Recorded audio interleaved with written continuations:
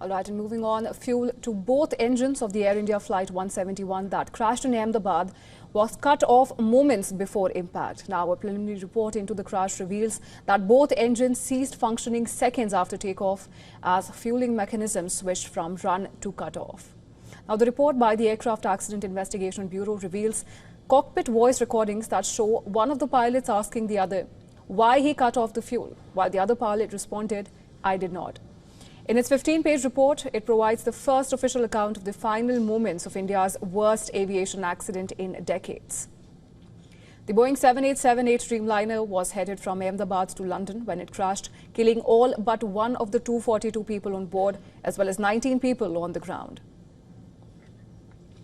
The report said that once the aircraft achieved the top of 180 knots, both engines' fuel switches transition from run to cut off within 1 second.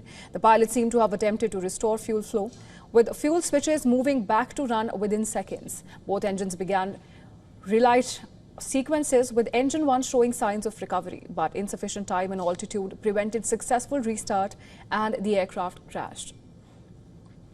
Now, the RAM air turbine, an emergency backup power source, was deployed as a power loss. Now, the other key findings include that the flap setting was incorrect and the landing gear was down. There was no report of bird activity or weather concerns. Also, the aircraft weight was within normal limits. It's also said that pilots were experienced enough, medically fit and well rested.